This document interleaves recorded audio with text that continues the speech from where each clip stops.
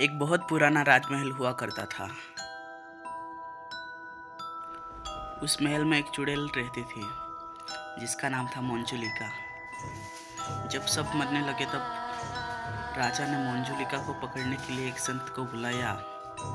उस संत ने मंजुलिका को एक कमरे में बंद करके रख दिया। तब से कहना है कि सब उस कमरे में जाने से डरते हैं और उस कमरे में भूत है, ऐसा कहा जाता है।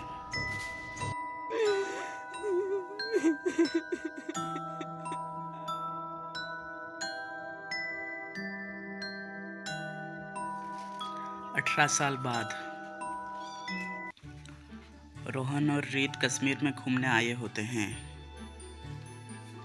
दोनों एक ही बस में सफ़र कर रहे थे, पर कोई आपस में जान पहचान नहीं थी।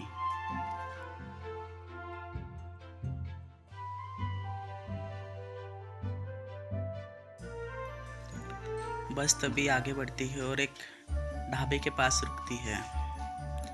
सब ढाबे के पास उतर के चाय नाश्ता करने के लिए जाते हैं।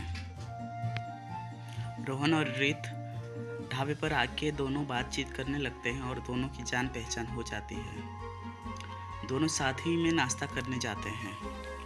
नाश्ता करते करते रीत रोहन से बोलती है, तुम क्या करते हो रोहन? मैं तो यार उड़ता परिंदा हूँ, बस उड़ना चाहता हूँ। ये कामयाब होना मेरे बस की बात नहीं है। मुझे सिर्फ घूमने फिरने से मतलब है। रोहन के पिता बहुत पैसे वाले होते हैं, जिससे रोहन को कुछ काम करने की जरूरत नहीं होती। तुम क्या करने आई थी इस ट्रिप पे, वो भी अकेली? यार क्या बताऊँ, मेरी शादी होने वाली है, इसीलिए मैं आखिरी बार घूमने आई हूँ। शादी? कॉन्ग्रेचुलेशंस रीत। Thank you Rohan.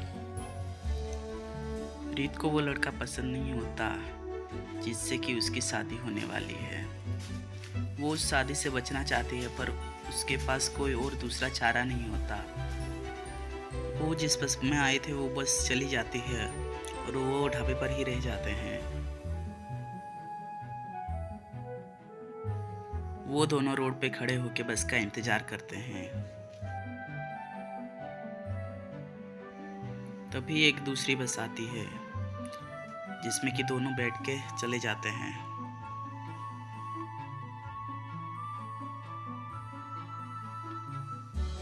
बस आगे जाती है और जंगल में उन्हें दिखता है कि वो जिस बस में जाते हैं उस बस का एक्सीडेंट हो जाता है।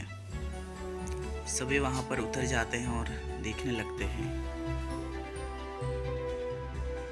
यार रीत, हम बाल बाल बच गए, वरना हम भी इन लोगों के साथ मर जाते।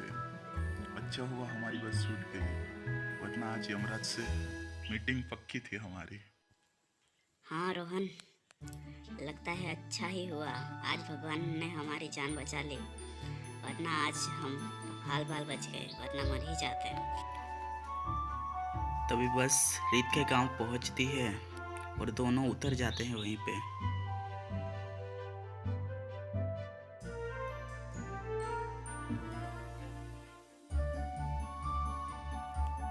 रोहन, क्या तुम मेरी शादी में आओगे? रोहन उसे मना नहीं कर पाता और बोलता है, ठीक है रीत, मैं तुम्हारे साथ चलने के लिए तैयार हूँ। रोहन और रीत के घर जाने वाले रास्ते पे जाने लगते हैं।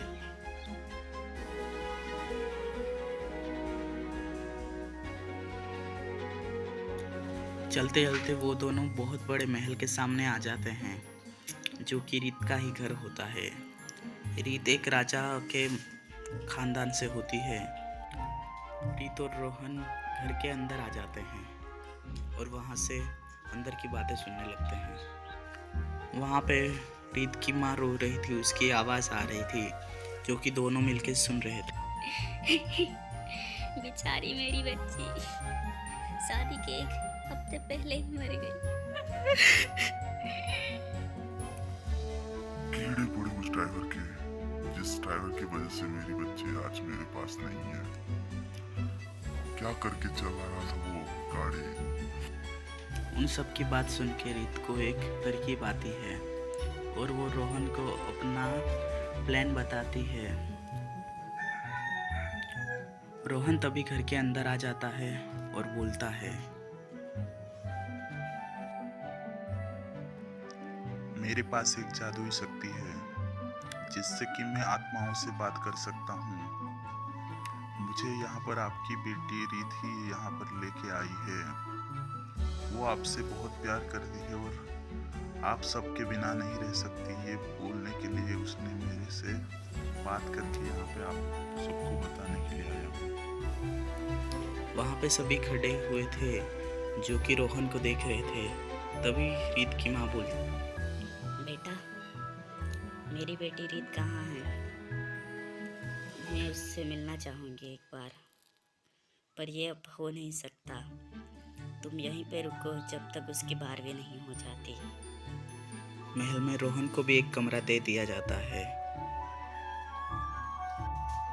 उस कमरे में रोहन और रीत पूरा दिन रहते थे, जिससे कि दोनों में प्यार हो गया। दोनों एक साथ ही टाइम बिताने लगे और बातें करने लगे। दोनों साथ ही में खाते, साथ ही में सोते और साथ में ही सब करने लगे, जिससे दोनों में बहुत ज़्यादा प्यार बढ़ गया। एक दिन रीत और रोहन बात कर रहे होते हैं, तभी उसकी दादी आ जाती है और वो सब बात सुन लेती है। उसकी दादी बाकी लोगों को बुलाने जा रही थी, तभी रीत उसे देख लेती है।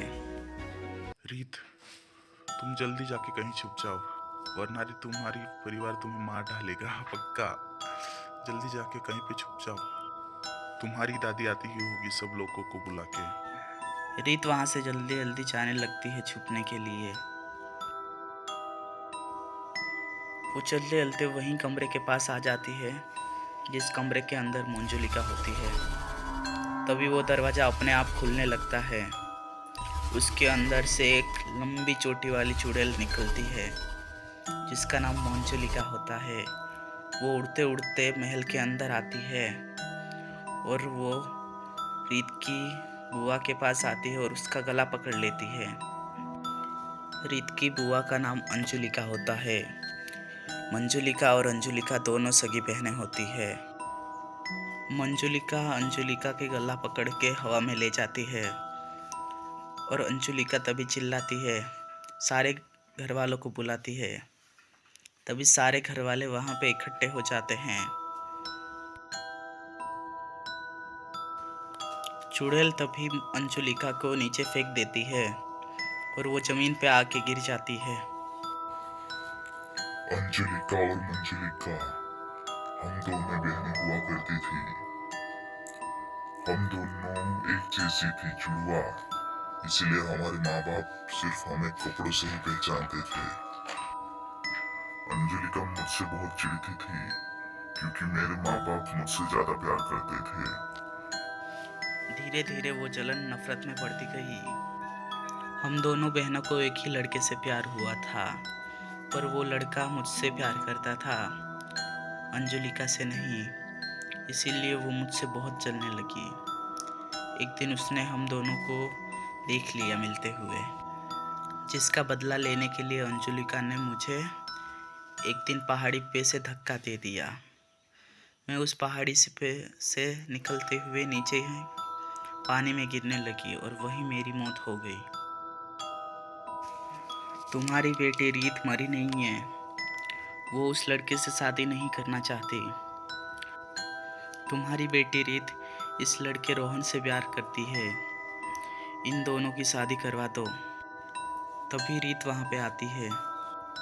इन दोनों का प्यार सच्चा है, इन दोनों की शादी करवा दो, वरना मैं तुम सबको मार डालूंगी। इतना बोलते ही वो डायन वहाँ से गायब हो जाती है। रीत के घर वाले रीत और रोहन की शादी करवा देते हैं और दोनों सूखे सूखे उसी महल में रहने लगते हैं।